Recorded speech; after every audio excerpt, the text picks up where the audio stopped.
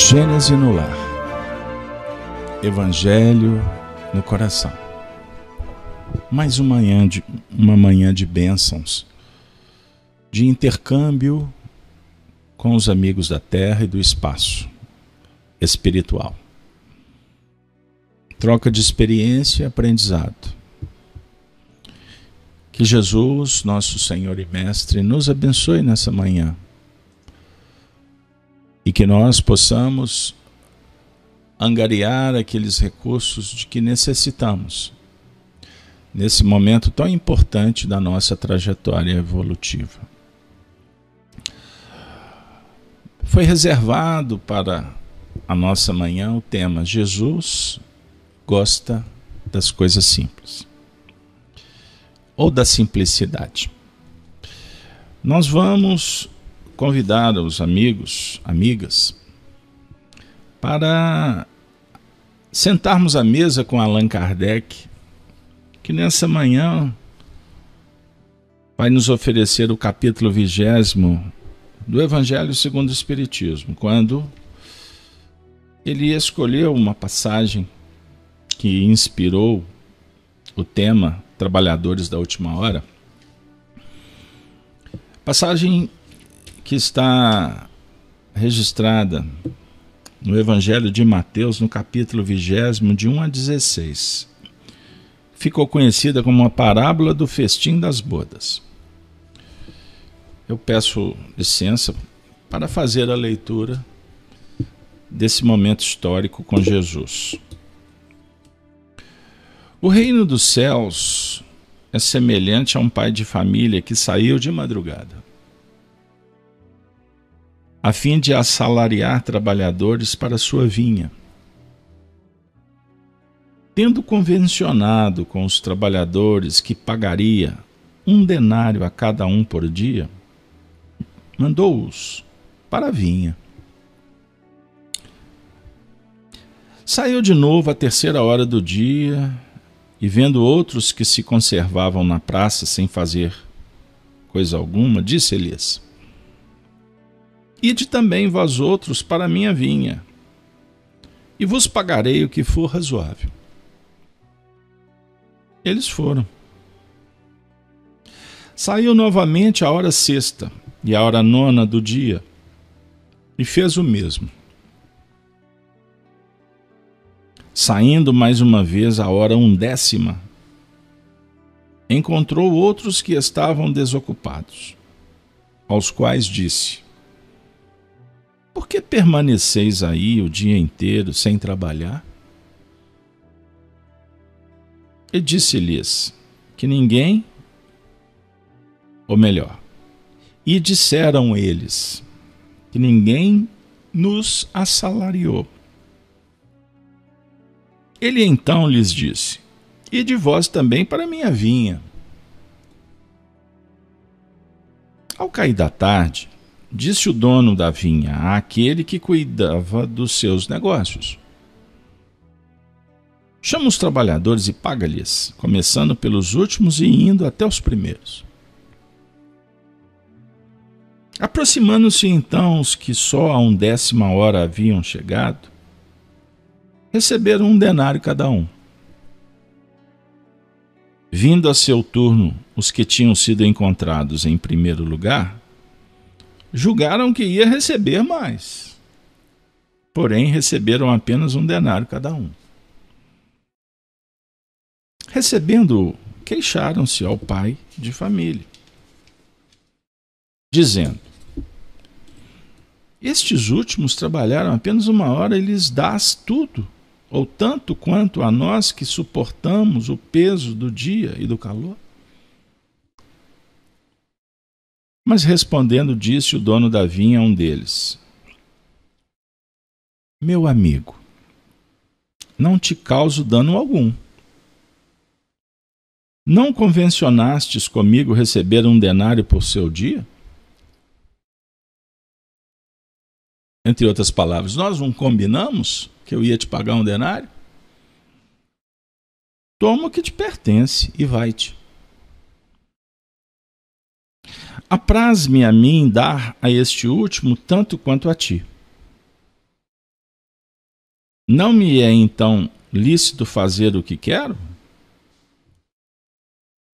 Tens mau olho, porque sou bom? Entre outras palavras. Bom, eu combinei contigo, combinado não é caro. Eu tenho livre-arbítrio, se eu quiser pagar mais ou menos para os outros. Mas se eu estou pagando mal, você está com uma visão aí, precisa de ser avaliada. Aí Jesus conclui dizendo, assim, os últimos serão os primeiros e os primeiros serão os últimos. Porque muitos são os chamados e poucos os escolhidos. Que bênção receber um ensinamento logo cedo. Uma vez que estamos sendo chamados na primeira hora, não sei. Pode ser que estejamos na última hora. Se eu for no relógio do dia, muitos já foram chamados aí às 3 da manhã, às 4. Agora são quase 8 horas da manhã. Você pode dizer se você está ou não na primeira ou última hora? Então a dica é calma. Mas também Jesus vai dialogar conosco sobre virtudes, humildade, simplicidade. E vai alertar quanto às imperfeições, inveja, despeito. Vai falar que julgamento humano é carente de uma realidade superior, porque a gente só vê o que a gente dá conta. Já ouviu dizer que em toda a história existe outro lado? O seu e do outro, e tem o de Deus. Então aqui temos 3 lados da moeda. Pois bem, mas sem delongas, nós vamos trazer uma mensagem publicada por Kardec, assinada por Henri Heine, ditada em Paris, 1863. Ouçamos o comentário deste amigo espiritual, que por certo tem uma visão mais ampla do que a nossa, a começar que ele está no mundo espiritual. Estou indo num sentido, lógico. Embora possa haver uma contradição, porque por ser espírito não significa que o espírito tem mais compreensão das coisas. Mas partindo do princípio que no mundo espiritual, pelo menos nós não estamos presos à carne. Ouçamos, abre aspas. Tem a ver com o tema da manhã. Jesus gostava da simplicidade dos símbolos. E na sua linguagem máscula, os obreiros que chegaram na primeira hora são os profetas. Moisés e todos os iniciadores que marcaram as etapas do progresso, as quais continuaram a ser assinaladas através dos séculos pelos apóstolos, pelos mártires, pelos pais da igreja, pelos sábios, pelos filósofos e, finalmente, pelos espíritas. Espíritas com E maiúsculo. Representantes que têm autoridade em espiritismo, no mundo espiritual, e que na Terra nos esforçamos para vivenciar. Abri esse parágrafo só para não agirmos com presunção de que espíritas menos. Cuidado. Mas continuando, estes que por último vieram foram anunciados e preditos desde a aurora do advento do Messias e receberão a mesma recompensa. Que digo? Recompensa maior. últimos chegados. Eles aproveitam dos labores intelectuais dos seus predecessores. Porque o homem tem de herdar do homem. E porque coletivos são os trabalhos humanos. Deus abençoa a solidariedade. Aliás, muitos dentre aqueles revivem hoje ou reviverão amanhã, para terminarem a obra que começaram outrora. Olha que extraordinário. Lei de solidariedade e progresso. A revelação divina, os ensinamentos que auxiliam os homens na terra, na linha do progresso, se deram e se darão em todas as épocas. Hoje, quanto humanidade, reencarnados que nos encontramos na década de 2020, somos herdeiros do passado. Observe o próprio fenômeno do progresso tecnológico. Nos comunicamos pela internet num tempo, entre aspas, instantâneo. Antes, como nos comunicávamos? Então somos herdeiros. E o que fizermos agora e inventarmos, desenvolvendo ainda a tecnologia, nós vamos oferecer para os nossos filhos, as próximas gerações.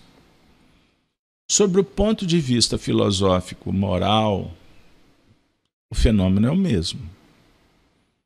Lá atrás, a filosofia egípcia, caldeia, hindu, ariana, os hebreus, os maias, os astecas, os gregos, os celtas, poderíamos listar mais.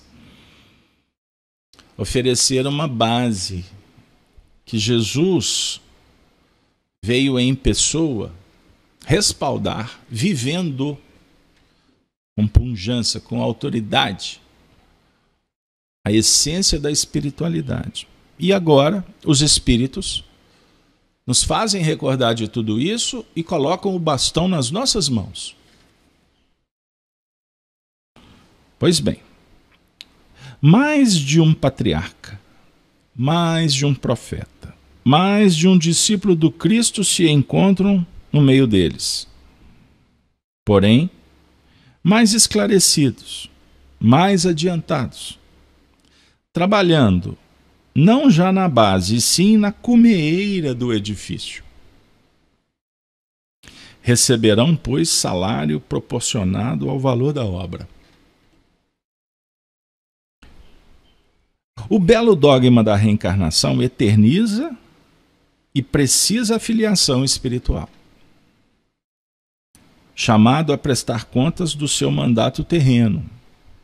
O espírito se apercebe da continuidade da tarefa interrompida, mas sempre retomada.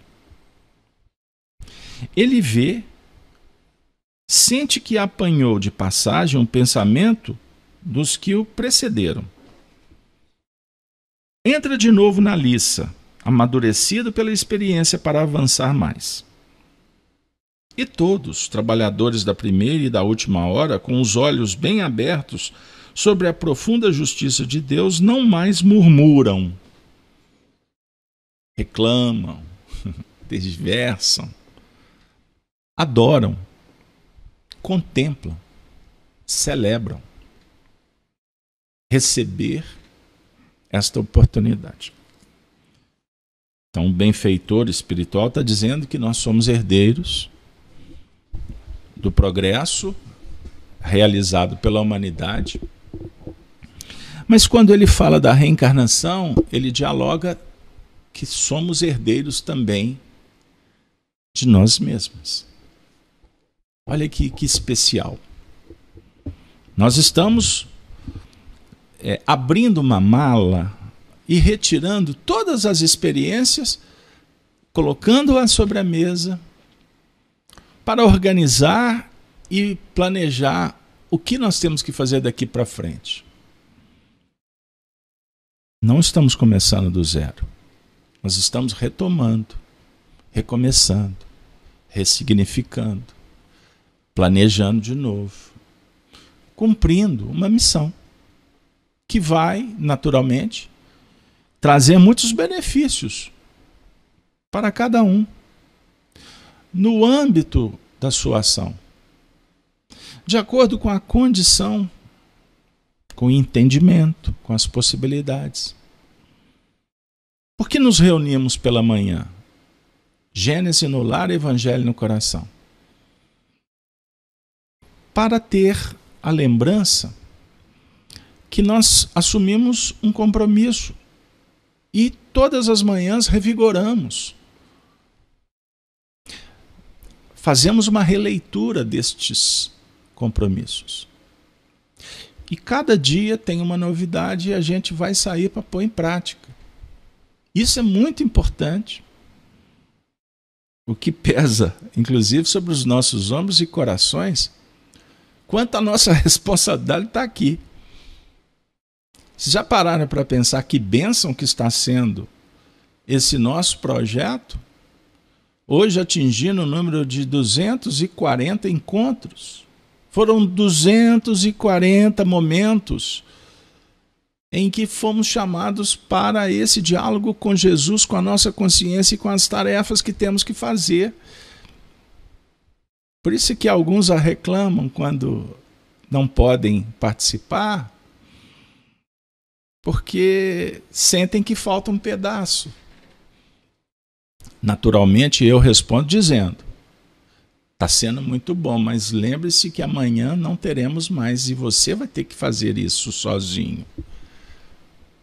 Então não crie dependência. Não escolha pessoas para você seguir. Siga Jesus e a sua consciência, porque Deus dialoga com Jesus e contigo. Eu não abro mão de Allan Kardec e o Espiritismo, porque eu preciso que o Espiritismo me ajude a compreender o fenômeno que foi iniciado lá atrás. Eu preciso de ler a história todos os dias para observar conquistas e derrotas. Sempre quando você vê uma cena do passado, que a arbitrariedade, o poderio exagerado caiu por terra, num filme, num livro, num papo, num sempre papo, mineiro adora uns casos, os causos. Qual é a lição que nós tiramos? Que o bem sempre vence o mal. Mas o bem não usa as estratégias do mal. O bem não usa, nos nossos momentos atuais, uma rede de internet para escrever texto acusando alguém, para entrando numa rede particular, abrindo a porta do gabinete do ódio, da intolerância, da perseguição.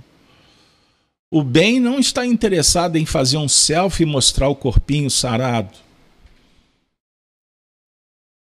ou um sorriso forçado para mostrar os dentes que foram polidos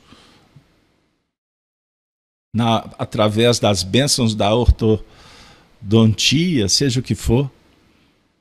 O bem,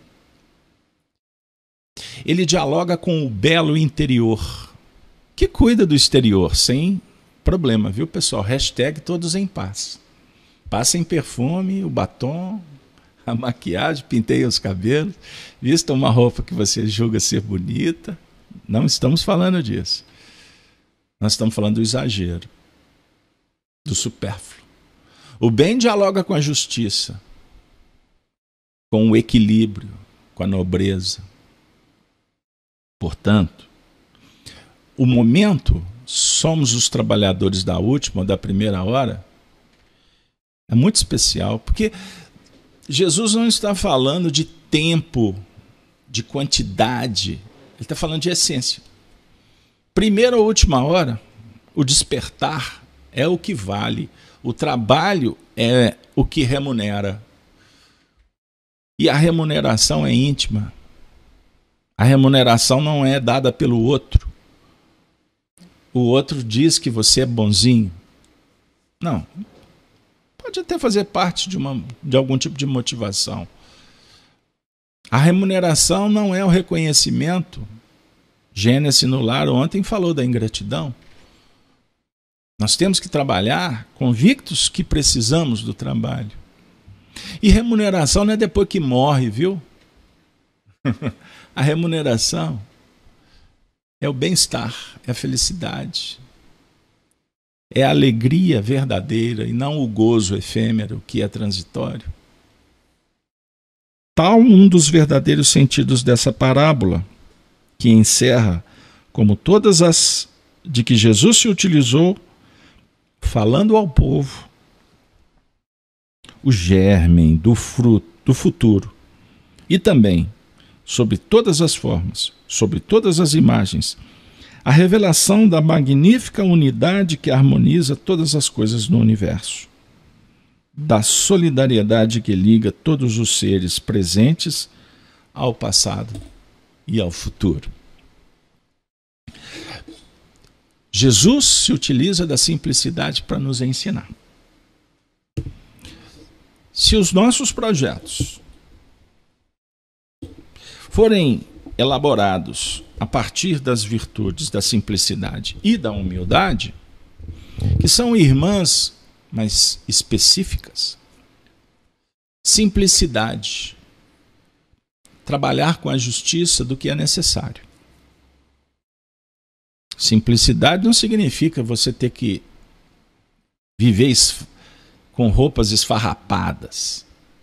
Não, é viver com o que você precisa. Por isso que na obra espírita, no Livro dos Espíritos, no Evangelho, vamos encontrar expressões que o homem mais rico do mundo é aquele que menos precisa das coisas do mundo. Observem bem, que paradoxo. O homem mais rico na Terra é aquele que mais precisa para dominar, para ter poder, né? Seja qual for. Espiritualmente, é aprender a administrar sabendo que tudo que está nas nossas mãos foi disponibilizado pelo esforço e pela misericórdia. Então, a dinâmica operacional do mundo espiritual lida com meritocracia. Então não espere que alguém faça por você ou que algum sistema político econômico venha mudar. Muda você mesmo. Lute pelos seus sonhos, respeitando o do próximo, valorizando a história, as instituições, os legados que foram disponibilizados para que a gente pudesse utilizar e vencer partindo para um novo momento. E não querer destruir o que alguém fez e muito menos atacar a figura de quem quer que seja, porque isso é desrespeito, é falta de caridade. Eu costumo dialogar dizendo, no dia que os políticos aprenderem a escolher as ideias dos outros políticos e aprimorá-las sem atacar uns aos outros, nós caminharemos para uma política divina. O problema é que no nosso momento histórico a gente não vê isso. Se utiliza do que o outro deixou de fazer para se projetar e ganhar a confiança. O que o outro fez de errado para se envaidecer e se posicionar como um Messias. Compreenderam? Esse diálogo não é um diálogo de espiritualidade.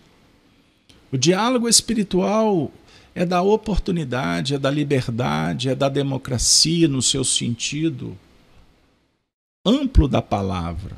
Não confunda com regimes políticos. Eu falo de um ambiente humanista, iluminista, de um ambiente em que nós estamos procurando conectar com as nossas necessidades espirituais e sendo solidário com o semelhante que está do meu lado. Sendo simples, Sendo simples. Vai por aí que tudo pode dar certo. É uma dica. Nós temos muitos exemplos de simplicidade daqueles que entenderam a mensagem do Cristo. E sem qualquer idolatria ou mitificação, mas respeito e admiração, e um sentimento de profunda gratidão e amizade, nós vamos trazer um momento especial da vida de Chico Xavier, que foi registrado. Ocorreu no dia 13 de agosto de 1984 e a editora Edicel publicou em livro. Chico, reunido com os amigos, no famoso estudo do Evangelho, junto com aquelas almas necessitadas que recebiam outros benefícios, além do mais importante que é o Evangelho, nas famosas reuniões à sombra do abacateiro, me perdoe, ele dialoga com os amigos num dia em que sua voz estava fraca, ele estava cansado, sofrendo com as suas doenças que acompanharam-no durante a vida inteira. O diálogo nessa atividade girou em torno dos bem-aventurados os que se afligem pelos outros. Depois que alguns companheiros teceram alguns elogios ao Chico, que ele sempre procurava carinhosamente orientar para que não o fizesse, embora muitos continuam fazendo, aí ele pede a palavra, constrangido pela circunstância, e ele será o comentador do nosso encontro de hoje. Abre aspas. Eu não tinha mesmo o propósito de falar. Estou sem voz adequada. Mas já sabemos que cada um comparece numa oficina com a ferramenta de que dispõe. O companheiro que se referiu à nossa apagada pessoa me colocou na obrigação de agradecer a sua bondade. Há 10 anos ele veio até nós para nos fazer o bem. Realizava uma excursão para recolher informações sobre uma personagem na região uberabense. Fomos nós os beneficiados, mas beneficiados de tal maneira que ele nunca mais deixou de estender a sua mão de amigo e irmão em todas as horas, constituindo-se para nós um companheiro que, embora à distância, está sempre perto de mim. O beneficiado fui eu mesmo, e alcancei um amigo tão generoso. O segundo ponto da palavra se refere aos 56 anos de mediunidade, embora a contagem do tempo de serviço não se deva lembrar. Porque, por muito que se dê ao trabalho do bem, a gente nunca dá o que devia. E eu não dei tanto tempo assim. O tempo disponível, os amigos espirituais ocuparam com a formação dos livros que conhecemos.